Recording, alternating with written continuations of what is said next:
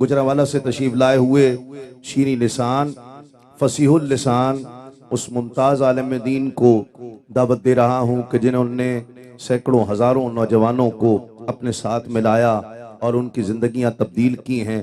محبتوں سے سماعت کیجئے، ملتمس ہوں حضرت علامہ ثاقب رضا مصطفائی سے تشریف لائیں اور اپنے افکار و خیالات سے ہم سب کی فکروں کو سرشار فرمائیے۔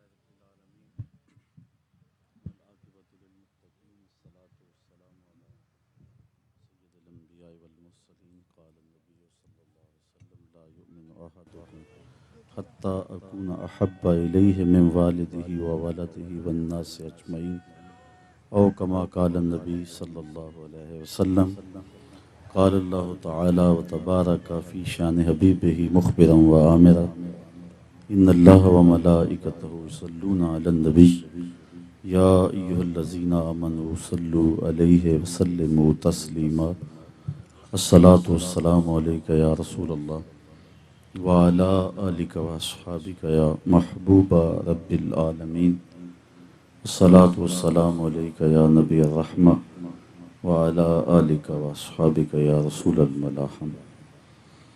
تمام حمد و ثنا تعریف و توصیف اللہ جل مجدہ الکریم کی ذات بابرکات کے لیے، رسول رحمت، شفیع معظم، نبی محتشم، اللہ کے پیارے، امت کے سہارے، رب کے محبوب، دانائے غیوب، مالک رقاب امم، فخر عرب و عجم، والی کون و مکان، سیاہ لا مکان، سید انس و جاں، سرور لالا رخاں، نیر تاباں، سر نشین مہوشاں، ماہ خوباں، شہنشاہ حسینہ، تتمہ دوراں، سر خیل زہرہ جمالاں، جلوہ صبح ازل، نور ذات لم یزل، باعث تکوین عالم، فخر آدم و بنی آدم، نیر بطحا، رازدار ما اوہا، شاہد ما طغا، صاحب علم نشرہ، معصوم آمنہ احمد مجتبی، حضرت محمد مصطفیٰ صلی اللہ علیہ وسلم کے حضور ناز میں اپنی عقیدتوں، ارادتوں اور محبتوں کا خراج پیش کرنے کے بعد عالی مرتبت ذی وقار علماء کرام، شیخ الحدیث و تفسیر حضرت علامہ حسین رضوی صاحب زیدہ مجدہ جانشین قائد ملت اسلامیہ صاحبزادہ شاہ اویس نورانی، ممتاز سیاستدان، عالی مرتبت حضرت علامہ مولانا قاری زوار بہادر صاحب زیدہ مجدہ،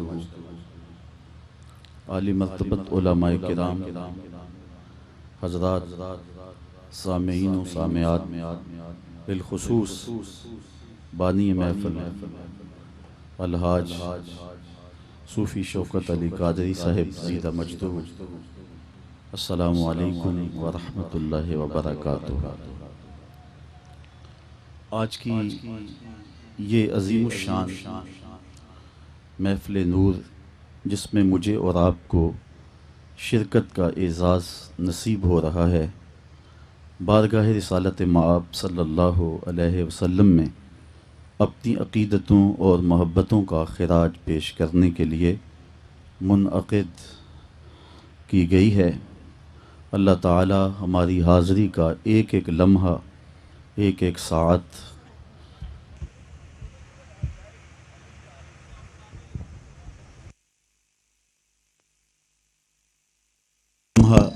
ساعت اپنی بارگاہ میں مستجاب فرمائے۔ حضور علیہ السلام کا ذکر کرنے اور سننے کے لیے آج ہم یہاں جمع ہوئے ہیں۔ سر شام سے اس وقت تک محبتوں کا یہ ہجوم اپنے آقا و مولا کے حضور اپنی عقیدتوں کا خراج پیش کر رہا ہے، اور یقیناً اہل ایمان کو حضور کے ذکر سے قلب اور روح کی تسکین کا سامان میسر آتا ہے۔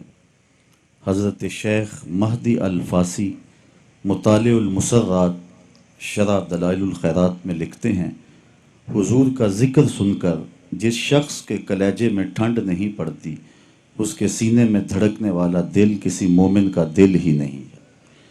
یہ ہو ہی نہیں سکتا کہ حضور کا ذکر ہو اور قلب کو قرار نہ پہنچے۔ پوچھنے والے پوچھتے ہیں کہ یہ مجالس، یہ محافل، یہ محافلات جو تم منعقد کرتے ہو کہاں لکھا ہے؟ لکھے کی کمی نہیں ہے، ہمارے علماء دلائل کے انبار لگا دیتے ہیں۔ میں سادہ سے لہجے میں کہا کرتا ہوں، کیا حضور کے ذکر کے لیے بھی کسی دلیل کی ضرورت ہے؟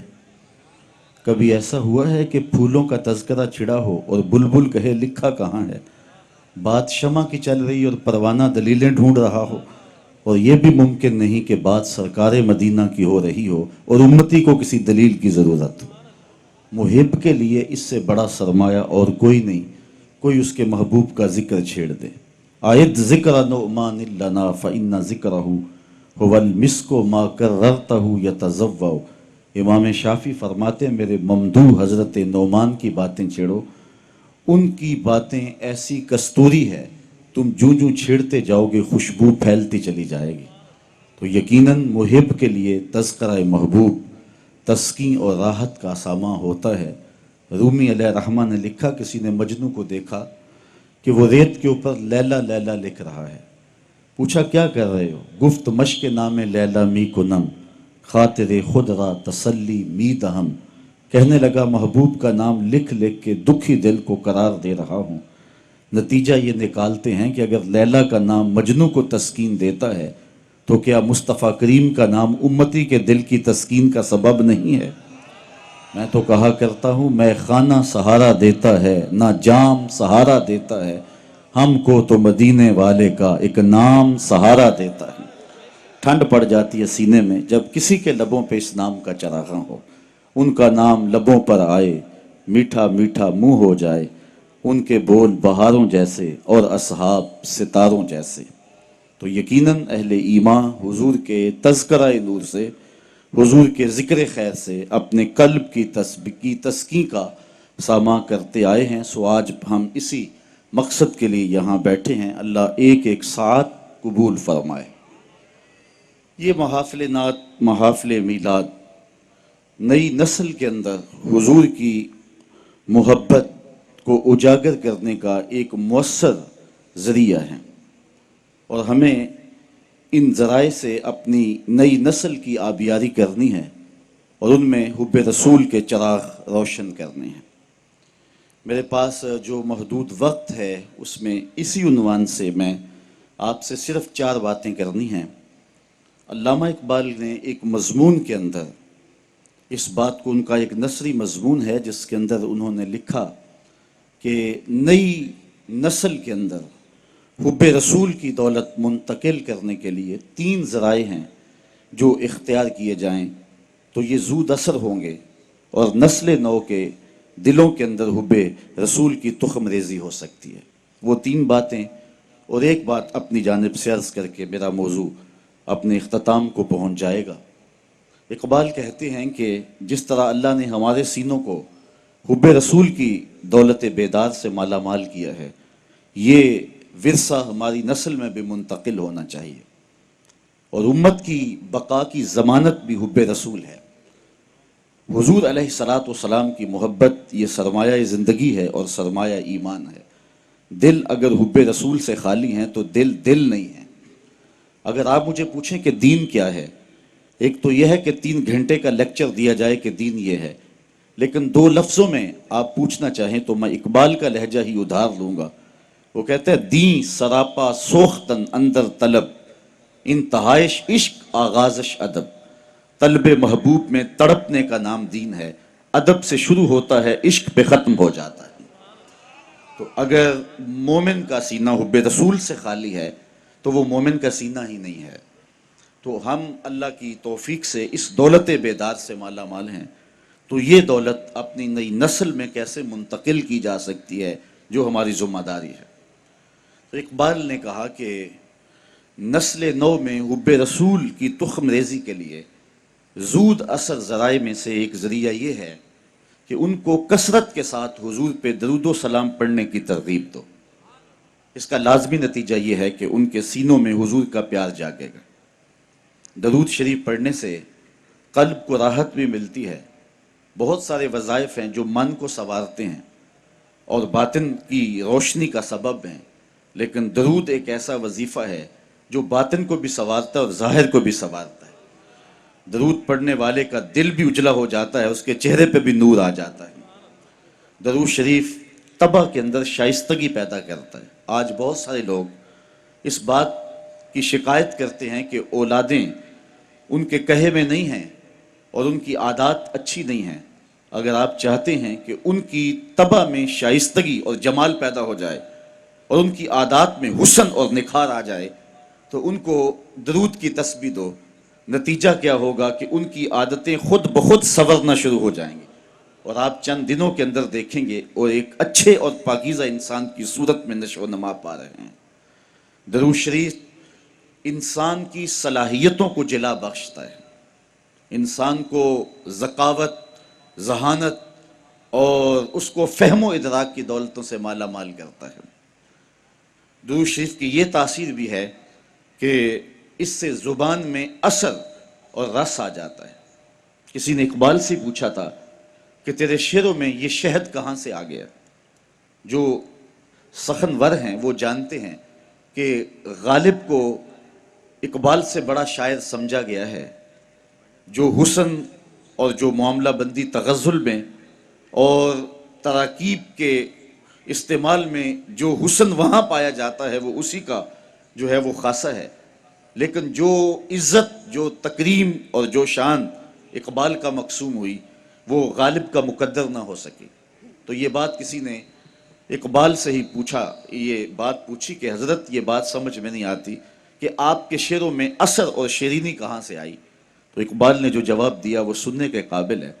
کہنے لگے کہ میں نے 1.25 کروڑ مرتبہ حضور پہ درود پڑھا ہے، تو اگر حضور پہ درود و سلام پڑھو گے تو تمہارے لہجے میں رس پیدا ہو جائے گا، تمہارے انداز میں مٹھاس پیدا ہو جائے گی اور تمہاری گفتگو کے اندر شہد گل جائے گا اور تمہاری باتوں کی خوشبو پھیلتی چلی جائے گی۔ درود شریف کی بہت بڑی فضیلت یہ ہے کہ درود پڑھنے والا سب سے زیادہ حضور کی قربت پانے والا ہوتا ہے۔ آقا کریم نے فرمایا قیامت کے دن میرے سب سے نیڑے وہ ہوگا جو سب سے زیادہ میرے اوپر درود پڑھنے والا ہو۔ اور اس دور موجود کے اندر درود ہی تو شناخت ہے اہل حق کی، یہی تو شناخت اور پہچان ہے اہل حق کی۔ امام سخاوی نے القول البدی کے اندر لکھا کہ حضرت امام زین العابدین رضی اللہ تعالی عنہ سے کسی نے سوال کیا، حضرت جب کثرت سے ترک اور فرق ہو جائیں گے تو زمانے میں اہل حق کو پہچاننے کا راستہ کیا ہوگا؟ جب ہر شخص اپنی طرف کھینچ رہا ہو اور قرآن و حدیث سے دلائل فراہم کر رہا ہو، ایک عام آدمی تو سمجھ نہیں پاتا کہ حق پہ کون ہے اور باطل پہ کون ہے۔ ہر شخص تو قرآن کی بولی بول رہا ہے، ہر لفظ کی، ہر شخص کی زبان پر تو حدیث رسول کا وظیفہ ہے، اور 72-73 لوگ ایک آدمی کو کھینچ رہے ہیں۔ کبھی آپ نے لاری اڈے پہ دیکھا ہے جو کنڈکٹر حال کرتے ہیں سواری کا، ایک بچہ کھینچ کے لے گیا، دوسرا سامان کھینچ کے لے گیا، تیسرے نے خاتون کو بازو سے پکڑا ہے اور اپنی بس کی جانب کھینچ رہا ہے، تو بعض خواتین غصے میں آتی ہے اور کہتی ہیں ہم نے کہیں بھی نہیں جانا، حالانکہ جانا تو کہیں ہوتا ہے، لیکن اتنے لوگ اپنی جانب اس انداز سے بلا رہے ہوتے ہیں کہ سر چکرا جاتا ہے۔ اس طرح لوگ اپنی اپنی جانب دعوت دے رہے ہیں، آواز دے رہے ہیں، بلا رہے ہیں، مختلف ڈھنگ اور مختلف طریقے۔ اس نے مہربانی کی امام زین العابدین سے پوچھا، حضرت جب فرق اور ترک مختلف ہو جائیں گے تو حق کو پہچاننا کس طرح سے ہوگا؟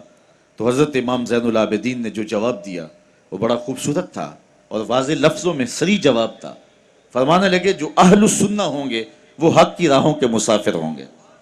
سائل نے دوسرا سوال پوچھا، اگر بہت سارے لوگ اسی عنوان کے ساتھ موجود ہوں، اسی ٹائٹل کے ساتھ ہوں، تو ان میں سے پھر اصلی سنی کو پہچاننے کا طریقہ کیا ہے؟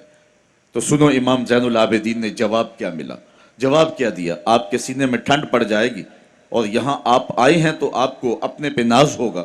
حضرت امام زین العابدین فرمانے لگے من علامات اہل سنہ کثرت الصلاۃ علی رسول اللہ صلی اللہ علیہ وسلم۔ اہل سنت کی علامتوں میں سے ایک نشانی یہ ہے کہ وہ کثرت کے ساتھ حضور پہ درود پڑھنے والے ہوں گے۔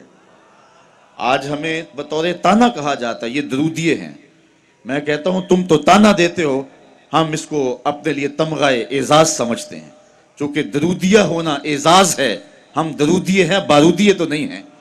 تو حضور علیہ السلام پر کثرت سے درود و سلام پڑھنا یہ حب رسول کو سینوں میں پیدا کرنے کا مؤثر ترین ذریعہ ہے۔ دوسری بات، اپنی نسل کو، اپنی اولاد کو، آنے والی نسل نو کو حضور علیہ السلام کے فضائل و مناقب اور حضور کی عظمتوں کے باب سکھاؤ، تاکہ ان کے سینوں کے اندر حضور علیہ السلام کا پیار پیدا ہو۔ اگر اولاد کو یہ کہا جائے کہ نبی دیوار کے پیچھے بھی نہیں جانتا، تو بتائیے کہ اولاد کے سینے میں نبی کا پیار پیدا ہوگا؟ اولاد آج نہیں تو کل سوال کرے گی کہ سائنس کا عروج اور بانکپن یہ ہے کہ وہ پہاڑوں کی تہوں کے اندر چھپے ہوئے سونے اور چاندی اور اس کی مقدار کو بھی دیکھ لیتے ہیں۔ زمین کی کوکھ کے اندر جو چھپا ہوا تیل ہے اور کوئلہ ہے، سائنس اسے بھی دیکھ رہی ہے۔ تو کیا سائنس یہ بانکپن اور یہ عروج رکھے کہ وہ پہاڑوں کی رگوں کے اندر سونے کے ذرات کتنے فیصد ہیں یہ بھی دیکھ لے، اور نبی دیوار کے پیچھے بھی نہ دیکھ پائے؟ تو آنے والی نسل کو کیا جواب دیا جائے گا؟ تو آنے والی نسل کو کہا جائے کہ ایسا نہیں ہے، اگر کسی نے یہ لکھا ہے تو اندھیرے میں بیٹھ کے لکھا ہے، بات دیوار کی نہیں ہے، اور نبی تو نبی رہا۔ نبی کے غلام حضرت عمر مسجد نبوی کے ممبر پہ بیٹھے ہیں، نہاوند میں جنگ ہو رہی ہے، 1 مہینے کی مسافت ہے، دیوار کیا راستے میں کئی پہاڑ کھڑے ہیں، اور حضرت ساریہ امیر لشکر پہاڑ کو چھوڑنے لگے ہیں۔ حضرت عمر یہاں سے پکارتے ہیں یا ساریہ الجبل، اے ساریہ پہاڑ کو نہیں چھوڑنا، یہ شان ہے خدمتگاروں کی، سرکار کا عالم کیا ہوگا۔ تو اپنی نئی نسل کو ان حقیقتوں سے روشناس کرنا ہوگا۔ آج کے زمانے میں اگر آپ اپنی نسل کو یہ کہیں کہ نبی کسی چیز کا اختیار نہیں رکھتا، تو آج ہم سے نسل نو سوال کر سکتی ہے کہ انسان کے اختیارات تو کراں تا بکراں پھیل گئے ہیں۔ آج انسان نے زمین کی تنابیں تھام لی ہیں، سورج کی شعاؤں کو مسخر کر لیا ہے، پانیوں پہ قبضہ جم گیا ہے، ایٹم کا کلیجہ چیرا جا چکا ہے، چاند کی چھاتی روندی جا چکی ہے، اور مریخ کے سفر کی تیاریوں میں ہے انسان۔ انسان نے پوری دنیا کو گلوبل ولیج بنا لیا ہے۔ آج انسان کا بانکپن، اس کے تصرفات اور اس کی پہنچ دیکھنے والی ہے۔ یہ فراٹے بھرتی گاڑیاں اور یہ ہواؤں کے سینے کو چیرتے ہوئے طیارے، یہ انسان کے تصرف کی کہانی نہیں کہہ رہے؟ جب انسان کے اختیارات کی کہانی اس قدر پھیلتی چلی جا رہی ہے، تو کیا نبی اختیار ہی نہیں رکھتا ہے؟ تو نئی نسل کو بتانا پڑے گا کہ نہیں، اگر یہ کسی نے کہا تو یہ اہل اسلام کا عقیدہ نہیں ہے۔ نبی کے اختیار کی کہانی تو یہ ہے کہ نبی انگلی اٹھائے چاند کے ٹکڑے ہو جائیں، سورج پلٹ کے اثر کے وقت پہ آ جائے، وہ سڑیاں کھجوراں اگا جان دائے، وہ پتھراں نو کلمے پڑھا جان دائے، قطرے کو سمندر ذرے کو ستارہ کرتے ہیں، کونین کو خم آ جاتا ہے جب زلف سوارا کرتے ہیں۔ اپنی نسل نو کو بتانا پڑے گا کہ حضور کو جو اللہ نے اختیارات دیے ہیں، اور جو مناقب اور جو فضائل اور جو رفعتیں حضور کو نصیب ہوئی ہیں، وہ کسی اور کا مقسوم کبھی نہیں رہا، اور نہ کسی اور کو وہ مقام نصیب ہو سکتا ہے جو مصطفیٰ جان رحمت کو عطا فرما دیا گیا۔ آج جدید ٹیکنالوجی جو آپ کے کوبرا ہیلی کاپٹر کو بھی دستیاب ہے کہ آپ فائر داغ چکے ہیں، آپ میزائل داغ چکے ہیں، پھر آپ کا پروگرام بدل گیا تو آپ بٹن دباتے ہیں تو اس کا ہدف تبدیل کر سکتے ہیں، اس کا رخ موڑ سکتے ہیں، اس کو راستے میں توڑنا چاہے تو توڑ سکتے ہیں۔ کسی زمانے میں سنتے تھے کہ کمان سے نکلا ہوا تیر واپس نہیں آتا، آج نکلے ہوئے میزائل اور نکلی ہوئی گولیوں کے رخ موڑے جا رہے ہیں۔ آقا کریم علیہ الصلوۃ والسلام حضرت انسان کے اس اختیار کو جانتے تھے۔ حضرت عبداللہ ابن عباس سے روایت مروی ہے کہ ایک اعرابی کو دعوت اسلام پیش کی، اس نے کہا میں تو تب مانوں گا یہ کھجور کا لٹکتا ہوا خوشہ اگر آپ کی رسالت کی گواہی دے۔ تو حضور نے فرمایا کہ اگر یہ گواہی دے تو تم مان جاؤ گے؟ اس نے کہا انکار کی گنجائش نہیں رہے گی۔ تو آقا کریم علیہ السلام نے اشارہ کیا، وہ گچھا ٹوٹ کے حضور کے قدموں میں آ گیا۔ رسالت مصطفیٰ کی گواہی دی، اب انکار کی کوئی گنجائش نہیں تھی، اس کے لبوں پہ کلمہ جاری ہو گیا۔ اب وہ ٹوٹی ہوئی کھجوریں جو معجزے سے حضور نے جدا کی تھی، ان کو بانٹا بھی جا سکتا تھا۔ صحابہ ساری زندگی فخر کرتے کہ ہم نے معجزے سے توڑی ہوئی کھجوریں کھائی ہیں۔ اس صحابی کو مرحمت کر دی جاتی، ایمان کی خوشی میں بانٹ سکتے ہو، لیکن آقا جانتے تھے قرب قیامت میں میزائلوں کے رخ بدلے جائیں گے، کمانوں سے نکلے ہوئے تیر جو ہیں وہ واپس کیے جائیں گے۔ آقا کریم اس گچھے سے مخاطب ہو کے فرمانے لگے، تجھے جس کام کے لیے بلایا وہ کام ہو گیا، اب واپس جا کے شاخ سے جڑ بھی جا۔ صرف توڑنا نہیں جانتے، جوڑنا بھی جانتے ہیں۔ تو یہ نبی علیہ السلام کے اختیارات کی کہانی ہے، اور مصطفیٰ کی عظمتوں کو اپنی نئی نسل کے سامنے رکھنا پڑے گا، حضور کے فضائل ان کے سامنے رکھنے پڑیں گے، حضور کے مراتب ان کو بیان کرنے پڑیں گے، تاکہ ان کے سینے کے اندر حضور علیہ السلام کا پیار اور حضور علیہ السلام کا احترام پیدا ہو۔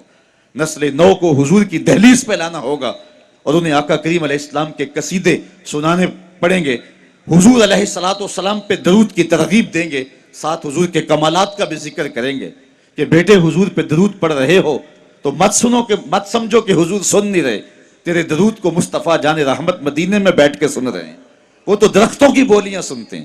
حضرت یعلا بن مرہ رضی اللہ تعالیٰ عنہ فرماتے ہیں کہ ایک غزوے سے ہم واپس آ رہے تھے کہ راستے میں حضور نے استراحت فرمائی اور مجھے پہرے کے لیے کھڑا کر دیا۔ تو کہتے ہیں میں نے ایک منظر دیکھا جس سے میں حیران ہو گیا کہ صحرا میں ایک درخت تھا جو اپنی جگہ سے اکھڑا اور اپنی جڑوں کے بل چلتا ہوا میرے ساتھ آ کے کھڑا ہو گیا۔ تھوڑی دیر کے بعد پھر وہ واپس اپنی جگہ پہ جا کے نصب ہو گیا۔ میرے لیے تعجب خیز بات تھی۔ جب حضور بیدار ہوئے تو سب سے پہلی بات جو میں نے حضور سے عرض کی وہ یہی تھی، میں نے کہا حضور یہ سامنے والا جو درخت ہے، یہ درخت اپنی جگہ سے اکھڑ کے آیا ہے اور میرے ساتھ آ کے کھڑا ہو گیا، اور آپ استراحت فرما رہے تھے اور یہ تھوڑی دیر کھڑا رہنے کے بعد پھر دوبارہ جا کے اپنی جگہ پہ نصب ہو گیا۔ آقا کریم نے یہ نہیں فرمایا کہ میں تو سویا تھا، حضور علیہ السلام نے ارشاد فرمایا ھذہ شجرۃ، یہ ایک درخت ہے، استاذنت ربہا، اس نے اپنے رب سے اجازت مانگی تھی کہ محبوب، میرے مالک، میرے رب، تیرا محبوب نیڑے آیا ہے، میں سلام نہ کر رہا ہوں۔ تو کہا یہ مجھے سلام کرنے آیا تھا۔ تو حضور علیہ السلام تو درخت کی بولی کو بھی جانتے ہیں، حضور سو بھی رہے ہیں تو پھر بھی درخت کے سلام کے انداز کو حضور جان رہے ہیں۔ تو امتی اگر آقا کو سلام پیش کرتا ہے، حضور گنبد خضرا کے اندر اس کے سلام کو سنتے بھی ہیں، اس کا جواب بھی مرحمت فرماتے ہیں۔ تیسری بات جس سے اپنی نئی نسل کو آگاہ کر کے ان کے سینے میں حب رسول کا چراغ روشن کیا جا سکتا ہے، اقبال نے کہا کہ اپنی نئی نسل کو حضور علیہ السلام کے شمائل کا تذکرہ سناؤ، حضور علیہ السلام کے خد و خال اور حسن و جمال کی باتیں سناؤ۔ لازمی نتیجہ یہ ہوگا کہ ان کے سینے میں حضور علیہ السلام کا پیار پیدا ہوگا۔ اس عنوان کے ساتھ میں صرف ایک روایت آپ کے سامنے رکھنے کے بعد اپنے مضمون کو آگے لے جاؤں گا۔ صحابہ میں سب سے آخر میں جس شخص کا انتقال ہوا ہے وہ حضرت ابو طفیل رضی اللہ تعالیٰ عنہ ہیں۔ 110 ہجری میں وصال ہوتا ہے، حضور کا وصال ہوا ہے 11 ہجری کے آغاز میں، اور ان کا وصال ہوا 110 ہجری میں۔ حضور علیہ السلام کے وصال کے تقریباً 100 سال بعد تک زندہ رہے۔ حج کا موسم تھا، لوگوں کا ہجوم تھا۔ حضرت ابو طفیل جو آخری صحابی ہیں ایک اونچے ٹیلے پہ چڑھ گئے اور لوگوں سے مخاطب ہو کر کے فرمانے لگے، لوگو آؤ میرے سے حضور کی باتیں پوچھو، اس وقت روئے زمین پہ میرے علاوہ کوئی نہیں جس نے حضور کو دیکھا ہو۔ اس بات پہ ناز ہے کہ میری آنکھوں نے حضور کو دیکھا ہے۔ استاد ابراہیم ذوق نے کہا تھا اپنے شاگردوں سے، آنے والی صدیاں تم پہ ناز کریں گی اے لوگو، ہم نے ذوق کو دیکھا، ہم نے ذوق سے باتیں کی ہیں۔ اقبال بھی اس بات پہ ناز کرتا ہے کہ میں داغ دہلوی کا شاگرد رہا ہوں، نسیم تشنا ہی نہیں اقبال کچھ اس پہ نازاں، فخر ہم کو بھی ہے شاگردی داغ سخنداں کا۔ ہمارے استاد ہوتے تھے محمد علی حاشر، اللہ ان کی قبر پہ کروڑوں رحمتیں نازل فرمائے، تو وہ بڑے فخر سے بات کیا کرتے تھے کہ میں علامہ اقبال کی مجالس میں بیٹھا کرتا تھا، مولانا ظفر علی خان کا جو چھپتا تھا زمیندار اخبار، اس میں باقاعدہ وہ لکھتے بھی تھے، اور شاہ سرخیاں، بڑے اچھے کاتب بھی تھے، اور شاہ سرخیاں ان کے ہاتھ سے ہوتی تھیں، تو وہ بڑے بڑے اساتذہ سخن کے ساتھ اپنی صحبت کے تذکرے کرتے، اور بڑی خوشی کے ساتھ اور بڑے ناز کے ساتھ یہ بات کرتے، یار جس نے اقبال کو دیکھا، جس نے داغ دہلوی سے صحبت اختیار کی، جس نے استاد ابراہیم ذوق کو دیکھا، وہ تو اپنے مقدر پہ ناز کرے، اور جس کی آنکھوں نے جمال محمد عربی کو دیکھا، وہ اپنے مقدر پہ ناز کیوں نہ کرے۔ تو حضرت ابو طفیل رضی اللہ تعالی عنہ نے اونچی جگہ پہ کھڑے ہو کر کے کہا، لوگو، ان آنکھوں کے علاوہ اب کوئی آنکھ باقی نہیں ہے جس نے حضور کو دیکھا ہو، آؤ مجھ سے حضور کا تذکرہ پوچھو، مجھ سے حضور کی باتیں سنو۔ لوگ اکٹھے ہو گئے، موسم حج کا ہے، انہیں طواف زیارہ کے بارے پوچھنا چاہیے تھا، وقوف عرفہ حضور نے کیسے کیا، منا کا قیام کیسا تھا، رمی جمارات کا طریقہ کیا تھا، لیکن انہوں نے ایسا کوئی سوال نہیں پوچھا۔ تابعین نے جو سوال صحابی سے پوچھا وہ یہ تھا، صف لنا رسول اللہ صلی اللہ علیہ وسلم، اگر تمہاری آنکھوں نے جمال رسول دیکھا ہے تو بتاؤ کہ حضور کی صورت کیسی تھی۔ تو حضرت ابو طفیل رضی اللہ تعالیٰ عنہ نے 3 لفظوں میں حضور کا حلیہ بیان کیا۔ اگر آپ یاد رکھنا چاہیں تو یہ ارمغان آج کی مجلس سے اپنے ساتھ لے جائیں، اور علماء نے لکھا ہے کہ جو شخص حضور کا حلیہ نگار ہے، حضور کی صورت کو اور شمائل کو بیان کرتا ہے، لوگوں کے دلوں میں اس کے لیے عزت اور احترام کے جذبات پیدا ہو جاتے ہیں۔ آج ہر شخص چاہتا ہے کہ میں ہر دل عزیز بن جاؤں، یہ خواہش اگر سینے میں موجود ہے تو پھر حضور کے حسن کے قصیدے پڑھا کرو، زمانہ تم سے پیار کیا کرے گا، زمانہ تم سے محبت کیا کرے گا۔ تو حضرت ابو طفیل نے حضور کا حلیہ 3 لفظوں میں بیان کیا، کان رسول اللہ صلی اللہ علیہ وسلم ابیض ملیحا مقصدا، کہا ایک تو حضور ابیض سفید رنگ کے تھے، چٹے رنگ کے تھے۔ ابیض کا لفظ حضور کی رنگت کے لیے استعمال کیا، ویسے حضور کے رنگ کے لیے ازہر اللون کے لفظ بھی ہیں، ام معبد کہتی ہے رایت رجلا ظاہر الوضاء، لیکن انہوں نے جو لفظ استعمال کیے وہ ابیض کا لفظ ہے، اس لیے کہ یہ لفظ حضور کے لیے خاندانی طور پہ استعمال کیا جاتا تھا۔ جس طرح دادا اپنے پوتے کا کوئی عرفی نام رکھ لیتا ہے، حضور کے دادا محترم نے حضور کا جو عرفی نام رکھا تھا وہ ابیض رکھا ہوا تھا، یا ابیض کہہ کے حضرت عبد المطلب پکارتے تھے۔ اور ایک زمانہ ایسا بھی آیا کہ قحط پڑ گیا اور بارش نہیں ہو رہی، لوگ حضور کے چچا جناب ابو طالب کے پاس آئے، کہا آپ اولاد اسماعیل سے ہیں تو آپ دعا کریں کہ بارش ہو۔ تو حضور کی عمر غالباً 9 سال تھی، انہوں نے حضور کو اٹھایا اور سین حرم میں لے آئے، اور کعبۃ اللہ کی دیوار کے ساتھ حضور کو یوں کھڑا کیا کہ حضور کی پشت کعبہ کی دیوار کے ساتھ لگ رہی تھی، اور ایسے ہاتھ پھیلا کے کہا مالک اس گوری رنگت والے کے صدقے مین ڈال دے۔ راوی کہتا ہے کہ لوگ گھروں میں پہنچے نہیں تھے کہ چھم چھم می برسنے لگا۔ خیر وقت گزر گیا، جب شاب ابی طالب میں 3 سال کے لیے مسلمانوں کو اور بنو ہاشم کو اذیت کاٹنا پڑی، تو اس وقت حضور کے چچا جو قادر الکلام شاعر بھی تھے، انہوں نے حضور کی شان میں ایک قصیدہ لکھا، اور اس کے اندر یہ شعر بھی لکھا، وَأَبْيَضُ يُسْتَسْقَى الْغَمَامُ بِوَجْهِهِ سِمَالُ الْيَتَامَى عِصْمَةٌ لِلْأَرَامِلِ، آج پانی بند کر رہے ہو، آج غلہ نہیں پہنچنے دیتے، اونٹ روک لیتے ہو، یہی وہ میرا گوری رنگت والا بھتیجا ہے جس کے چہرے کو دیکھ کے بادل امٹ کے آیا کرتے تھے، یتیموں کا سہارا ہے اور بیواؤں کا آسرا ہے۔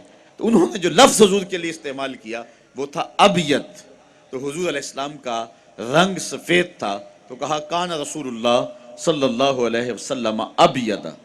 دوسرا لفظ ملیحن، حضور کا حسن نمکین تھا، خود ارشاد فرمایا انا املہ و اخی یوسف اسبہ، میں نمکین حسن والا ہوں اور میرا بھائی یوسف میٹھے حسن والا تھا۔ حضرت شاہ عبد العزیز، حضرت شاہ عبد الرحیم محدث دہلوی، شاہ ولی اللہ محدث دہلوی کے والد گرامی ہیں، انہوں نے خواب میں حضور کی زیارت کی اور حضور کی خدمت میں یہی عرض کیا کہ حضور آپ کا فرمان ہے انا املہ و اخی یوسف اسبہ، میں نمکین حسن والا ہوں اور میرا بھائی یوسف میٹھے حسن والا تھا۔ جبکہ نمکین حسن کے اندر کشش زیادہ ہوتی ہے، وہاں زنانیں مصر کی انگلیاں کٹ گئی تھیں اور یہاں بظاہر کوئی ایسا واقعہ پیش نہیں آیا، تو اس کی وجہ کیا ہے؟ یہ خواب کے اندر حضرت شاہ عبد الرحیم محدث دہلوی نے حضور علیہ السلام سے پوچھا اور آقا کریم نے خواب میں جواب مرحمت فرمایا. اور یہ بات ذہن میں رکھیں کہ جس نے خواب میں حضور کو دیکھا اس نے حضور کو ہی دیکھا. شیوخ الحدیث تشریف فرما، ان سے پوچھئے، کتب حدیث کے اندر متعدد اس مضمون کی حدیث ہیں کہ جس نے خواب میں مجھے دیکھا اس نے مجھے ہی دیکھا. شیطان خواب میں آ کر بھی حضور کی مثل ہونے کا دعویٰ نہیں کر سکتا. جو جاگتے ہوئے دعویٰ کرے وہ تو شیطان کا بھی بابا لگا. یہ ہمت تو شیطان میں بھی نہیں ہے کہ حضور کی مثل ہونے کا دعویٰ کرے. جس نے حضور کو دیکھا اس نے حضور کو ہی دیکھا. دوسری بات یہ بھی ذہن نشین کر لیں کہ جس کے خواب میں حضور تشریف لائے، قصد، ارادے اور مرضی سے تشریف لائے. میں کسی کے خواب میں ہوں، آپ میرے خواب میں آئیں، مجھے پتہ نہیں ہوتا. یہ مجلس سجی ہے، میں محو کلام ہوں. تھوڑی دیر کے بعد مجلس برخاست ہوگی، آپ اپنے گھروں کو لوٹ جائیں گے، میں اپنے گھر چلا جاؤں گا. دوبارہ آنکھوں میں یہ منظر جاگ جائے اور میں آپ کو دیکھوں، آپ کو پتہ نہیں ہوگا ہم اس کے خواب میں گئے. یا آپ مجھے خواب میں دوبارہ گفتگو کرتا ہوا پائیں تو مجھے نہیں پتا ہوگا کہ میں کسی کے خواب میں گیا ہوں. لیکن حضور جس کے خواب میں جائیں قصد، ارادے اور مرضی سے تشریف لے جاتے ہیں. اس حوالے سے تیسری بات یہ بھی ذہن نشین کر لیں، خواب میں کسی سے کچھ وصول کریں تو وہ محض خواب ہوتا ہے. بھوک میں تڑپتے ہوئے سو گئے، خواب کے اندر 5 سٹار ہوٹل سے کھانا کھاتے رہے، صبح ناشتے کی ضرورت ہوگی یا نہیں ہوگی؟ یقیناً ہوگی، اس لیے کہ خواب میں کھایا ہے اور وہ حقیقت پر مشتمل نہیں ہے. دولت کے خواب دیکھتے سو گئے، لاٹری نکل گئی، ننکن آئے، کروڑ پتی ہو گئے. صبح ہوں گے تو کنگال کے کنگال. وہ کیا، کسی نے کہا 100 بار میرے ہاتھوں میں تیرا دامن آیا، جب آنکھ کھلی تو اپنا ہی گرے باں تھا. کچھ نہیں ہوتا، خواب محض خواب ہوتا ہے. لیکن اگر خواب میں اللہ کے رسول کچھ عطا کر دیں تو یہ امام بوسیری سے پوچھو، رات چادر ملتی ہے، صبح اٹھتے ہیں کندھوں پہ موجود ہوتی ہے. اگر حضور عطا فرماتے ہیں تو حقیقت میں عطا فرماتے ہیں. امام سخاوی لکھتے ہیں کہ ایک شخص حضور کے روضے پہ حاضر ہے اور کہتا کہ انا ضیفو کا، حضور میں آپ کا مہمان ہوں، آپ کے ہوتے ہوئے کسی اور دہلیز پہ نہیں جانا. آقا جی میں تیرا ہو کے خیر منگا در درد، مریل کتا کیوں اخواما ایڈے بختہ مردہ. اور میرے امام بولے کون دیتا ہے دینے کو منہ چاہیے، دینے والا ہے سچا ہمارا نبی. کوئی دیتا بھی تو نہیں، اور چند ٹکڑے اگر جولی میں ڈال بھی دے تو ساری زندگی جتلاتا رہے گا. یہاں عارف عبد المتین نے حد کر دی. اور جتنے بھی سہارے ہیں سبک کرتے ہیں. عزت نفس بڑھاتا ہے سہارا تیرا، ہر آسرا کمزور کرتا ہے لیکن نبی کا آسرا سر بلند کر دیتا ہے. اس لیے میرے امام مشورہ دیتے ہیں ٹھوکریں کھاتے پھرو گے ان کے در پہ پڑ رہو. قافلہ تو اے رضا اول گیا آخر گیا. وہ کھڑا ہی حضور کی دہلیز پہ اور کہتا کہ آنا ضیفوں کا، حضور میں آپ کا مہمان ہوں. یہ کہتے ہوئے آنکھ لگ گئی، دیکھا کہ حضرت عمر رضی اللہ تعالیٰ عنہ اور مولا کائنات سید علی المرتضیٰ رضی اللہ تعالیٰ عنہ جلوہ فراز ہوئے. کہا ٹھہر حضور آ رہے ہیں. کہتا تھوڑی دیر کے بعد حضور تشریف فرما ہوئے تو دائیں ہاتھ میں روٹی تھی، مجھے عطا کرتے ہوئے فرمایا لے لے. کہتے ہیں بھوک اتنی لگی تھی کہ میں نے خواب میں کھانی شروع کر دی. ابھی آدھی ہی کھائی تھی کہ میری آنکھ کھل گئی. جب آنکھ کھلی تو دوسرا آدھا ٹکڑا میرے ہاتھ میں موجود تھا. اگر حضور عطا فرمائیں تو حقیقت میں عطا فرماتے. چوتھی بات، حضور نے ارشاد فرمایا من رآنی فی المنام فسیرانی فی الیقظہ، جس نے مجھے خواب میں دیکھا ان قریب جاگتے بھی دیکھ لے گا. علماء کہتے ہیں اگر ساری زندگی نہ دیکھ سکا، جب سانس ٹوٹ رہی ہوگی رخ محبوب سامنے ہوگا. اور اگر اس وقت حضور کا دیدار ہو جائے تو چاہیے بھی کیا، سوکھا نکلے سا ظہوری جے ویخ لواں مکھ تیرا. اگر اس وقت حضور کا جمال جہاں آرا نظروں کے سامنے آ جائے تو اور کیا چاہیے. تو شاہ عبد الرحیم محدث دہلوی شاہ ولی اللہ کے والد کہتے ہیں میں نے خواب میں حضور کی زیارت کی اور یہ سوال کیا حضور آپ کا فرمان ہے کہ میرا حسن نمکین ہے اور جناب یوسف کا حسن میٹھا تھا، وہاں زنان مصر کیوں گلیاں کٹ گئیں اور یہاں ایسا کوئی واقعہ پیش نہیں آیا، تو اس کی کیا وجہ ہے؟ تو آقا کریم نے ارشاد فرمایا جمالی مستور عن اعین الناس غیرۃ من اللہ.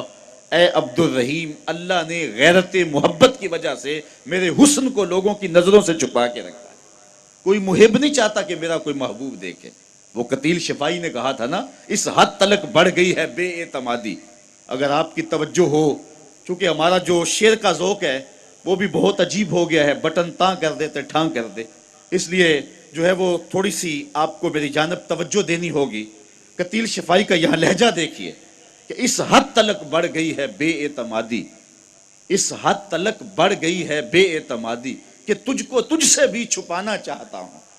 تو محبت کا تقاضا یہ ہے کہ محبوب کو کوئی نہ دیکھے۔ کہا جمالی مستور عن اعین الناس غیرۃ من اللہ، غیرت محبت کی وجہ سے اس نے میرے حسن کو، میرے جمال کو لوگوں کی نگاہوں سے چھپایا ہوا ہے۔ اور صوفیاء فرماتے ہیں 70,000 بشریت کے پردے جمال مصطفیٰ پہ ہیں، اور اگر وہ پردے اٹھ جائیں تو کوئی تاب نہ لا سکے، بلکہ بزرگ فرماتے ہیں کائنات پگھل جائے اگر پردے اٹھ جائیں حضور، تو کوئی تاب ہی نہیں لا سکتا۔ حضرت حسان بن ثابت رضی اللہ تعالیٰ عنہ فرماتے ہیں فلما نظرت الى انوارہ فودعت کفی علی عینی خوفا من ذہاب بصری، جب میں حضور کے جمال جہاں آرا کو دیکھتا تھا تو میں آنکھوں پہ انگلیاں رکھ لیتا تھا اور انگلیوں کی اوٹ سے حضور کا دیدار کرتا تھا کہ آقا کریم کے جلووں کی تابش سے میری آنکھوں کی بینائی نہ جاتی رہے۔ یار یہ کون کہہ رہے؟ حسان بن ثابت رضی اللہ تعالیٰ عنہ۔ اور آپ جانتے ہیں کہ حضرت حسان بن ثابت شاعر ہیں، اور شاعر حسن دیکھنے میں بڑا دلیر ہوتا ہے، اور وہ دلیر شخص بھی یہ حسن دیکھے جو چھپا ہوا ہے تو آنکھوں پہ انگلیاں رکھ کے دیکھے، اور اگر یہ حسن بے نقاب ہوتا تو کیا ہوتا؟ یہی بہتر ہے کہ وہ پردے میں رو پوش رہے، وہ اگر پردہ اٹھا دے تو کسے ہوش رہے۔ اور مولانا حسن رضا فاضل بریلوی نے کیا خوب کہا تھا، وہ اگر جلوہ کریں تو کون تماشائی ہو۔ تو اللہ نے محبوب کے حسن کو لوگوں کی نگاہوں سے چھپا رکھا ہے، لیکن اس کے باوجود بھی جلووں کی تاب کوئی نہیں لا سکتا ہے۔ اعلیٰ حضرت کا تضاد کا ایک شعر ہے، ولی دکنی سے لے کر کے غالب اقبال تک اور اس دور تک تضاد کا اس پائے کا شعر ہم نے نہیں دیکھا ہے۔ کیا خوب کہا اعلیٰ حضرت نے کہ حسن یوسف پہ کٹی مصر میں انگشت زنا، سر کٹاتے ہیں تیرے نام پہ مردان عرب۔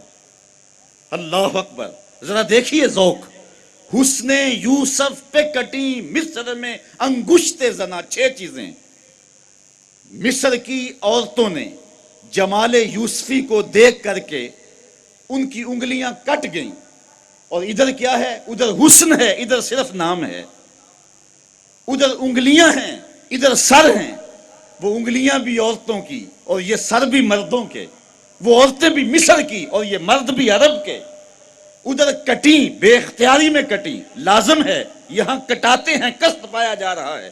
ادھر کٹی ماضی ہے، کٹ گئی کام ختم ہو گیا، اور یہاں کٹاتے ہیں تسلسل جاری ہے۔ عامر چیمہ نے کل سر کٹوایا ہے، اور غازی ممتاز قادری سر کٹوانے کے لیے تیار بیٹھا ہے۔ حسن یوسف پہ کٹی مصر میں انگشت زنا، سر کٹاتے ہیں تیرے نام پہ مردان عرب۔ تو اللہ نے اپنے محبوب کو وہ جمال کی رعنائی عطا فرمائی ہے جو حضور کا ہی حصہ ہے۔ تو کہا کان رسول اللہ صلی اللہ علیہ وسلم ابیض ملیحن، تیسری بات مقصدہ، مقصد کا معنی متوازن۔ حضور علیہ الصلوۃ سوا صدر والبطن، سینہ اور پیٹ برابر، یہ توازن ہے۔ پیٹ آگے بڑا ہو سینہ پیچھے رہ جائے تو یہ شخصیت کو مجروح کر دیتا ہے۔ پیٹ چپکا ہوا ہو سینہ اٹھا ہوا ہو، یہ بھی شخصیت کا وقار کھو دیتا ہے۔ اس طرح جو ہے وہ قد زیادہ لمبا ہو یا پست ہو تو یہ بھی شخصیت کو بے روب کرنے والی بات ہے۔ حضور علیہ السلام کا قد لمبا بھی نہیں تھا، پست قامت بھی نہیں تھے۔ لیس بالطویل الممغط ولا بالقصیر المتردد، قد لمبا بھی نہیں تھا اور پست قامت بھی نہیں تھے۔ لیکن یہ بات بھی ذہن میں رکھیں، اور یہ آپ کے ذوق کو تازگی کا سبب ہوگی، کہ حضور کا قد لمبا نہیں تھا، لیکن 10,000 کا مجمع بھی ہو اور بڑے لمبے لمبے قد والے لوگ بھی موجود کھڑے ہوں، حضور کھڑے ہوتے تو حضور کے کندھے لوگوں کے سروں سے اونچے نظر آتے۔ اذا جامع الناس غمرهم، جب لوگوں کے درمیان میں کھڑے ہوتے حضور چھا جاتے، حضور غالب نظر آتے، حضور اونچے نظر آتے، اس لیے کہ یہ رفتیں میرے محبوب کا مقسوم میرے رب نے کیا ہے۔ تو آقا کریم علیہ السلام کے حسن کو بیان کیا 3 لفظوں میں، آج کی مجلس میں ان کو یاد رکھا جا سکتا ہے۔ کان رسول اللہ صلی اللہ علیہ وسلم ابیض ملیحن مقصدہ، یہ 3 لفظ حضور کے حلیے کے لیے حضرت ابو طفیل نے بیان کیے۔ ان کو یاد کر لیں، اپنے دامن میں ان کو جگہ دے لیں، اپنے دل میں اور روحوں میں اتار لیں۔ اور اچھا اگر مشکل ہو کسی کے لیے تو گولڑے کے تاجدار نے اور سوکھا کام کر دیا۔ مکھ چند بدر شاہ شانی ہے، متھے چمک دی لاٹ نورانی ہے، کالی زلف تے اکھ مستانی ہے، مخمور اکھی ہند مد بریاں۔ تو علامہ اقبال علیہ رحمہ فرماتے ہیں کہ نسل نو میں حضور کا پیار منتقل کرنے کے لیے زود اثر ذریعہ یہ ہے کہ ان کے سامنے حضور علیہ السلام کا حلیہ بیان کیا جائے۔ آخری بات، اقبال کہتے ہیں کہ نئی نسل کے اندر حضور علیہ السلام کا پیار ڈالنے کے لیے انہیں حضور کی سیرت سے آگاہ کیا جائے. یہ بات طے شدہ ہے، جس طرح حضور جیسی صورت کسی کی نہیں، حضور جیسی سیرت بھی کسی نہیں. اللہ نے وہ سیرت اور وہ جمال جو ہے وہ کردار حضور کو نصیب فرمایا ہے جو کسی اور کا مقصود نہیں ہے. حضور کے اسوہ کو اسوہ حسنہ کہا، وہ کامل اور مکمل اور حسین اسوہ حضور کی صورت اور سیرت کی صورت کے اندر جو ہمیں اللہ نے نصیب فرمایا. زندگی کے سارے جو ہے وہ تیور حضور سے سیکھے جا سکتے ہیں. زندگی گزارنے کے کرینے حضور علیہ السلام سے سیکھے جاتے. خان کی زندگی سے لے کر کے سیاسی زندگی تک حضور ہمارے لیے مکمل ہادی ہیں. ام المومنین سیدہ عائشہ رضی اللہ تعالی عنہ فرماتی ہیں حضور کی سیرت کا رنگ دیکھیے کس طرح جھلک رہا ہے، اور اس دواجی زندگی سے لے کر زندگی کے ہر مرحلے تک حضور کی سیرت کیسے برابر روشنی دے رہی ہے. فرماتی ایک دن حضور گھر میں تشریف لائے تو میں کٹورے میں پانی پی رہی تھی تو حضور نے مجھے دیکھ کر کے کہا عائشہ تھوڑا سا میرے لیے بھی چھوڑنا. اللہ اکبر. تو فرماتی ہیں کہ میں نے پانی چھوڑ دیا، حضور نے میرے ہاتھ سے وہ پیالہ لیا اور پینے لگے، پھر رک گئے اور پھر میرے سے مخاطب ہو کر فرمانے لگے عائشہ ذرا بتانا تم نے ہونٹ کس جگہ پہ رکھ کے پانی پیا تھا. مجھے بتاؤ کہ اگر سیرت کا یہ روپ اختیار کر لیا جائے تو گھر جنت کا نقشہ پیش کریں گے یا کہ نہیں کریں گے؟ آج ہی تجربہ کر کے دیکھ لیں، گھروں کے اندر سے تلخیاں ختم ہوں گی اور محبت کا ماحول پیدا ہوگا. حضور علیہ السلام کی عظمت اور رفعت اور حضور کی سیرت کے نکھرتے ہوئے پہلوؤں کو دیکھ کر کے ہی مائیکل ہارٹ نے حضور کا نام اپنی کتاب کے اندر 100 شخصیات پر جب اس نے تذکرہ لکھا تو حضور کا نام پہلے نمبر پہ لکھا، اور اس نے لکھا کہ یہ میں نے عقیدت کی بنیاد پہ نہیں لکھا. اگر عقیدت کی بنیاد پہ لکھتا تو سب سے پہلا نام حضرت عیسیٰ کا ہوتا. میں نے یہ عقیدت کی بنیاد پہ نہیں لکھا، میرٹ کی بنیاد پہ لکھا ہے. سچی بات یہ ہے کائنات میں محمد عربی جیسا کوئی دوسرا شخص ہی موجود نہیں. کائنات کے اندر نہ ایسی صورت کسی کو دی گئی ہے نہ ایسی سیرت کسی کو دی گئی. ایک غیر مسلم اسلام لاتا ہے تو اسے پوچھا گیا کہ اسلام کی کس قدر نے تجھے متاثر کیا؟ تو وہ کہنے لگا سیرت کا صرف ایک واقعہ میری ہدایت کا سبب بن گیا. وہ کیسے؟ کہا مجلس رسول لگی تھی، ایک شخص اٹھ کے کھڑا ہوا، حضور میرا بیٹا کئی دنوں سے گم ہے، مل نہیں رہا، دعا کر دیجئے مجھے بیٹا مل جائے. آقا کریم علیہ السلام دعا کے لیے ہاتھ اٹھانے لگے تو اسی مجلس کے ایک کونے سے ایک شخص اٹھ کے کھڑا ہو گیا. حضور میں اس کے بیٹے کو پہچانتا ہوں، میں ابھی فلاں باغ کے قریب سے گزر کے آیا ہوں، میں نے بچوں کے ساتھ اس کے بیٹے کو کھیلتے ہوئے دیکھا ہے. باپ نے جب سنا کہ میرا بیٹا فلاں جگہ پہ موجود ہے تو پھر اس نے دوڑ لگا دی. ہاتھ ابھی اٹھے ہی نہیں تھے کہ قبولیت ہو گئی. تو حضور علیہ السلام نے فرمایا سے بلاؤ. بلایا گیا، کہا بہت جلدی ہے. جی حضور آپ جانتے ہیں ایک باپ کے جذبات کیا ہوتے ہیں. پھر کئی دنوں سے اس کی ماں تڑپ رہی ہے، نہ کچھ کھایا ہے نہ کچھ پیا ہے، بیٹے کے لیے اداس ہے، بے چین ہے. میں چاہتا ہوں کہ جلدی جاؤں، بیٹے کو دیکھ کے اپنی آنکھوں کو بھی تسکین دوں اور تڑپتی ہوئی ماں کی ممتا کے دل کو بھی قرار آئے. فرمایا ضرور جاؤ، میں تجھے روکتا نہیں، نہ اس لیے بلایا ہے، تمہیں بلانے کا ایک مقصد تھا. جی حضور ارشاد کیجئے. فرمایا جب باغ کے کنارے جاؤ اور بچوں کے ساتھ اپنے بیٹے کو کھیلتا ہوا دیکھو تو بیٹے کو بیٹا بیٹا کہہ کے آوازیں نہ دینے لگ جانا، اس کا جو نام رکھا ہے اس نام سے پکارنا. عرض کی حضور میرا بیٹا ہے، اگر بیٹا کہہ کے پکاروں تو حرج بھی کیا ہے؟ فرمایا تم کئی دنوں سے بچھڑے ہو، تمہارے لہجے میں بلا کا رس ہوگا اور تم نہیں جانتے، ہو سکتا ہے کھیلنے والوں میں کوئی یتیم بھی کھیل رہا ہو، اور جب تم اپنے بیٹے کو بیٹا کہہ کے پکارو گے اس کے جذبات مجروح ہوں گے، کلیجے پہ چھریاں چل جائیں گی. آج میرا باپ ہوتا تو مجھے بھی بیٹا کہہ کے پکارتا. تو آقا کریم علیہ السلام نے فرمایا یہ شوق گھر جا کے پورا کر لینا، لیکن بچوں کے سامنے، جن بچوں کو تم نہیں جانتے ہو، اپنے بیٹے کو بیٹا کہہ کے بھی نہیں پکارنا. یہ شریعت اسلامیہ کا مزاج ہے. بیوہ کے سامنے اپنی بیوی سے پیار نہ کرو، غریب کے سامنے اپنی دولت کی نمائش نہ کرو. میرے حضور نے یہاں تک ارشاد فرمایا اپنے گوشت کی خوشبو سے غریب ہمسائے کو تکلیف نہ دو، یا تو تھوڑا سا پانی زیادہ ڈال لو اور شوربے کی ایک پیالی ہمسایوں کے گھر بھی بھیج دو. اگر ایسا نہیں کر سکتے تو ایسے زاویے اور ایسے وقت میں کھانا پکاؤ جب غریب کے بچے سو چکے ہوں. اگر مزدور کے بچے ضد کر بیٹھے اور ان کا بوڑھا باپ اور مزدور اور غریب باپ ان کی ضد کو پورا نہ کر سکا، ان بلکتے ہوئے بچوں کو چپ کون کروائے گا؟ وہ کیا کسی نے کہا تھا، دوپہر کو سلا دیتی ہے بچوں کو وہ اس ڈر سے گلی میں پھر کھلونے بیچنے والا نہ آ جائے۔ کبھی ہم نے ان لوگوں کے درد کو بھی سمجھا؟ ہم نے کبھی سیرت کے ان پہلوؤں پہ بھی غور کیا؟ آج ہم اپنی بیٹی کی شادی کرتے ہیں تو اس کا جہیز چارپائیوں پہ بچھا دیتے ہیں، اور ہمارے دیہاتوں میں رواج ہے کہ خاتون کو کہتے ہیں کہ جاؤ پورے محلے میں، پوری بستی میں جا کے ڈھنڈورا دے دو کہ بیٹی کا جہیز دیکھ جاؤ۔ یار دیا تو اپنی بیٹی کو ہے اور تحفہ دے رہے ہیں، لوگوں کیوں دکھلا رہے ہیں؟ صرف داد وصول کرنے کے لیے۔ ملک صاحب نے، خان صاحب نے، چودھری صاحب نے حد کر دی، کمال کر دی، بڑا دیا، اپنی بیٹی کا گھر بھر دیا۔ یار تم نے تو داد وصول کر لی، چوپالوں میں، بیٹھکوں میں تذکرہ بھی چلا، تندوروں پہ عورتیں باتیں بھی کرنے لگی، تمہارے نام کے جھنڈے بھی گڑ گئے، لیکن تم نے نہ سوچا تمہاری بیٹی کا جہیز دیکھنے کے لیے یتیم بچیاں بھی آئیں، تمہاری بیٹی کا جہیز دیکھنے کے لیے اس بوڑھے مزدور کی بیٹیاں بھی آئیں جو صبح اٹھ کر کے مزدوروں والے اڈے پہ جا کے بیٹھ جاتا ہے اور اس کو بوڑھا سمجھ کے کوئی قبول نہیں کرتا، اور وہ کہتا ہے مجھے 10 روپے کم دے دینا، مجھے ساتھ لے جاؤ، لیکن اس کو کوئی ساتھ لے جانے کے لیے تیار نہیں ہوتا۔ جب دھوپ خوب چمک پڑتی ہے اور اسے مایوسی ہوتی ہے کہ اب کوئی لینے نہیں آئے گا، تو وہ ڈبہ لٹکا کر کے روٹی والا گھر جب واپس پلٹتا ہے تو کوئی جانتا ہے اس کے قدم کتنے بوجھل ہوتے ہیں؟ آج وہ اپنی بیوی کو گھر سے نکلتے کہہ کے آیا تھا کہ جو رقم ملے گی اس کا آٹا لے کر کے آؤں گا، اس کا گھی لے کر کے آؤں گا۔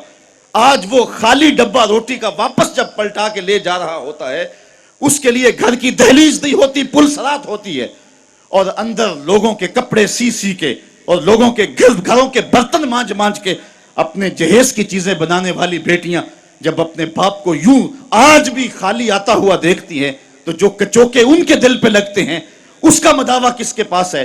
تم نے تو داد وصول کر لی، لیکن تمہاری بیٹی کا جہیز دیکھنے کے لیے اس مزدور کی بیٹیاں بھی گئیں۔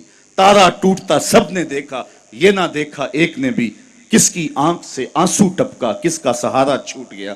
کاش کہ ان درد مندوں کا بھی ہم نے حال پوچھا ہوتا، اور ان دکھیوں کے رشتے ہوئے زخموں پر بھی ہم نے مرہم رکھی ہوتی، اور حضور کی سیرت کے پیغام کو ہم نے سمجھا ہوتا، اور ہم اپنی معاشرت اور اپنے ارد گرد کے ماحول کے اندر ان چیزوں کو، اپنے محلے اور اپنی گلی کے اندر ان چیزوں کو دیکھا ہوتا۔ صاحب رات کی تنہائی کے اندر غریب کے گھر میں جا کے جو ہے وہ پیسے پھینک آنا، یہ بہت مشکل کام ہے، اس سے معاشرے میں داد نہیں ملتی ہے، لوگ جو ہے وہ اخبارات میں اشتہار نہیں چھپاتے ہیں، یہ مشکل کام ہے، اس لیے انسان اس مشکل گھاٹی نہیں چڑھتا ہے۔ اللہ تعالیٰ سورۃ البلد میں ارشاد فرمایا فَلَقْتَحَمَ الْعَقَبَةَ وَمَا أَدْرَاكَ مَا الْعَقَبَةُ فَكُّ رَقَبَةٍ۔ اللہ اکبر۔ او اطعام فی یوم ذی مسغبہ، یہ مشکل گھاٹی ہے، کسی پھنسے ہوئے کی گردن چھڑانا ہے، کسی لاچار کے کام آنا ہے، کسی دکھی کے کام آنا ہے۔ میرے اور آپ کے آقا و مولا حضور ختمی المرتبت صلی اللہ علیہ وآلہ وسلم عید پڑھنے جا رہے ہیں، راستے کے اندر ایک یتیم بلکتا بچہ دیکھا، حضور رک گئے، سر پہ شفقت کا ہاتھ رکھا، پوچھا بیٹے آج عید کا دن ہے تم رو رہے ہو؟ کہا میرا باپ فلاں غزوے میں شہید ہو گیا، میری ماں کا سایہ بھی سر پہ نہیں، بھری دنیا میں یہاں میرا کوئی نہیں ہے، دیوار کے ساتھ لگ کے بلک رہا ہے، عیدگاہ میں انتظار ہو رہا ہے، ہزاروں لوگ منتظر ہیں۔ آقا کریم نے دل جوئی یتیم کو، یتیم کی دل جوئی کو اتنا مقدم سمجھا کہ اس کو لے کے واپس گھر آئے اور آ کے کہا کہ اس کو لباس دیا جائے، اس کو کھانا کھلایا جائے، اور اس کو جیسا حسنین کریمین کو لباس دیا گیا تھا ایسا اس بچے کو پہنایا گیا، کھانا کھلایا گیا۔ حضور نے احساس محرومی دور کرنے کے لیے مزید اس کے سر پہ شفقت بھرا ہاتھ رکھا اور مسکراتے ہوئے فرمایا کیا بیٹا تو اس بات کو پسند نہیں کرتا کہ محمد تیرا باپ لگے، عائشہ تیری ماں لگے اور فاطمہ تیری باجی لگے؟ اس نے کہا یہ رشتے مل جائیں تو اور کیا چاہیے؟ کہا آج کے بعد یہ تیرے رشتے ٹھہرے۔ ایک انگلی سے حسنین کو لگایا ہے، ایک انگلی سے وہ یتیم بچہ ہے۔ حضور عیدگاہ کی طرف بڑھ رہے ہیں، اور بھی بچے اپنے ماں باپ کے ساتھ جا رہے ہیں۔ یہ یتیم زبان حال سے کہتا ہے تھا تو یتیم، لیکن یتیمی کا مزہ آ گیا، مصطفیٰ کی انگلی تھام کے جا رہا ہوں۔ تو حضور علیہ السلام کی سیرت جب نسل نو کے سامنے رکھیں،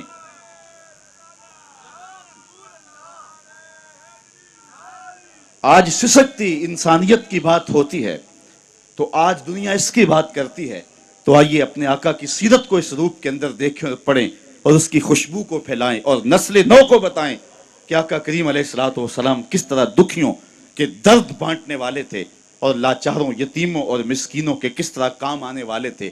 سمال الیتامى عصمۃ للارامل، بیواؤں کے آسرے تھے، اور غریب ہو کے یتیم ہو کے یتیم پرور تھے. یہ 9 سال کی عمر ہے حضور کی. اس وقت کہا جا رہا ہے حضور کے لیے سمال الیتامہ، یتیموں کا سہارا اور آسرا ہیں. تو آقا کریم علیہ السلام نے ہمیں سیرت کے جو رخ دیے، سیرت کے جو انداز سکھائے. یار حضور کے تو معجزات بھی ہم دیکھیں تو وہاں بھی سیرت نکھرتی ہوئی دکھائی دیتی ہے. میری بات اگر طول نہ پکڑے تو مجھے ابو ہریرہ یاد آ رہے ہیں رضی اللہ تعالیٰ عنہ.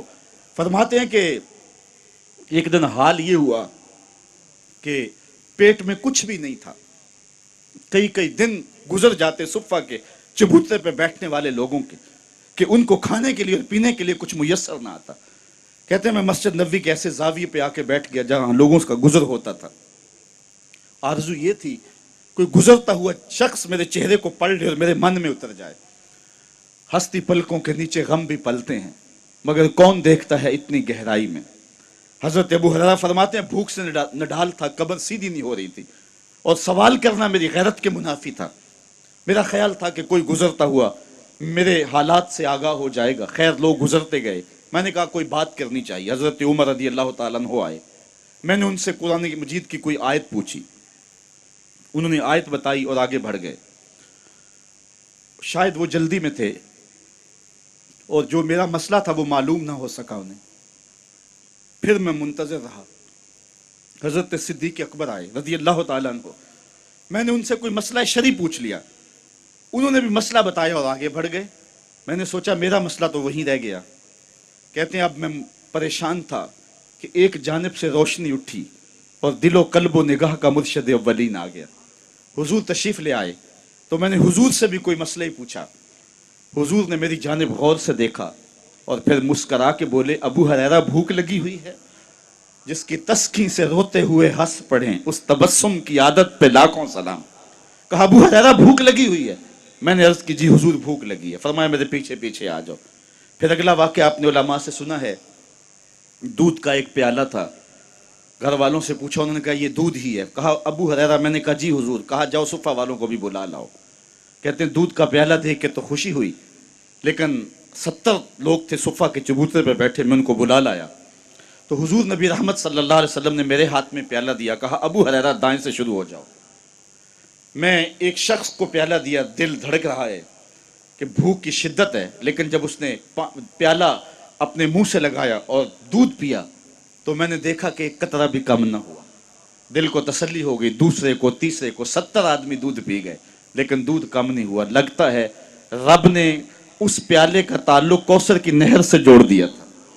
حضرت ابو ہریرہ فرماتے ہیں 70 آدمی پی گئے تو حضور نے مجھے فرمایا ابو ہریرہ کون باقی؟ میں نے عرض کی حضور ایک میں باقی ایک آپ باقی. فرمایا کہ تم بھی پیو. کہتے ہیں میں نے پیا اور رج کے پیا. حضور نے کہا اور پیو. میں نے پھر پیا سیراب ہو کے پیا. حضور نے فرمایا پھر پیو. فرمایا پھر پیو. میں نے کہا مجھے قسم ہے اس رب کی جس نے آپ کو حق کے ساتھ مبعوث کیا ہے میرے میں ایک قطرے کی گنجائش بھی نہیں ہے. تو حضور نے میرے ہاتھ سے پیالہ لیتے ہوئے نوش جاں کیا. اللہ اکبر. ایک پیالہ 72 کے لیے کافی ہو گیا. یہاں سیرت کا بھی پہلو ہمارے سامنے آتا ہے. ایک تو طرف حضور کے معجزے کا پہلو ہے کہ ایک پیالہ 72 کو کافی ہو گیا اور سیرت کا یہ پہلو بھی کبھی نہ بھولیے 2 جہاں کا سردار ہے 71 آدمیوں کا جوٹا پی رہا ہے. یہ پہلو بھی نگاہوں میں رہے اور حضور کی سیرت کو معاشرے میں چھڑک دیں اور آقا کریم علیہ الصلوۃ والسلام کی جمال سیرت کی روشنی کائنات کے اندر بانٹ دیں اور حضور علیہ السلام کی محبت کا چراغاں کرے. اقبال کہتا ہے اگر تم چاہتے ہو کہ حضور علیہ السلام کا پیار نئی نسل کے اندر منتقل کیا جائے تو پھر یہ کام تمہیں کرنے پڑیں گے کہ ان کو کثرت سے درود پڑھنے کی ترغیب دی جائے گی.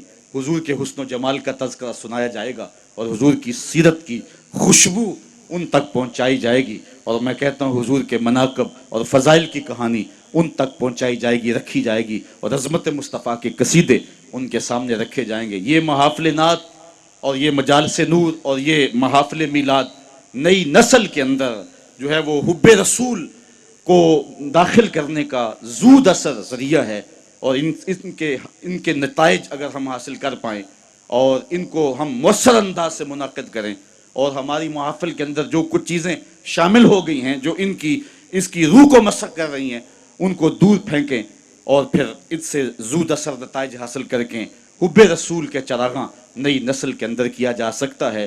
اور یہ بات آپ کو بتاؤں کہ امت کی وحدت کی علامت ہی محبت رسول ہے، اور کائنات کے اندر اگر روشنی اور اجالے چاہتے ہو، اقبال نے سارا فلسفہ اسے ایک شعر میں نچوڑ دیا ہے کہ محمد سے وفا تو نے تو ہم تیرے ہیں، یہ جہاں چیز ہے کیا لوح و قلم تیرے ہیں. پھر لوح بھی تیرے ہاتھ میں رکھ دیں گے، قلم بھی تیرے ہاتھ میں رکھ دیں گے، پھر خدا بندے سے خود پوچھے گا بتا تیری رضا کیا ہے. تو اپنی تقدیر کا فیصلہ خود ہی لکھ لینا، چونکہ قلم بھی تیرے ہاتھ میں ہوگا اور لوح بھی تیرے ہی ہاتھ میں ہوگا. پھر تیری تقدیر کے فیصلے واشنگٹن میں نہیں ہوں گے، پھر تیرے ہاتھ میں سب کچھ دے دیا جائے گا. اگر تو حضور کے ساتھ وفا کا رشتہ مستحکم کر لیتا ہے. حضرت عمر یاد آئے، عرض تہامہ سے گزرے تو پھوٹ پھوٹ کے رونے لگے. کسی نے کہا عمر یہ بچوں کی طرح بلک کے رو رہے ہو. حضرت عمر کہنے لگے مجھے ماضی یاد آ گیا. میرے باپ خطاب نے 5 اونٹ دیے تھے، ان کو لائن میں کھڑا کرو. میں آگے والا سیدھا کرتا تھا تو پیچھے والا ٹیڑھا ہو جاتا تھا، پیچھے والا سیدھا کرتا تھا تو آگے والا ٹیڑھا ہو جاتا تھا. میرے باپ نے مجھے بڑا مارا تھا. ایک عرب کے بیٹے ہو کر 5 اونٹ لائن میں کھڑے نہیں ہوتے، اور آج شرق سے لے کر غرب تک ساری انسانیت ایک لائن میں کھڑی ہے. عمر سے تو 5 اونٹ لائن میں کھڑے نہیں ہوتے تھے. یہ سب کچھ کیسے ہو گیا؟ یہ محمد عربی کے جوڑوں کا صدقہ نہیں ہے تو اور کیا ہے. کی محمد سے وفا تو نے تو ہم تیرے ہیں، یہ جہاں چیز ہے کیا لوح و قلم تیرے ہیں. وآخر دعوانا ان الحمدللہ رب العالمین.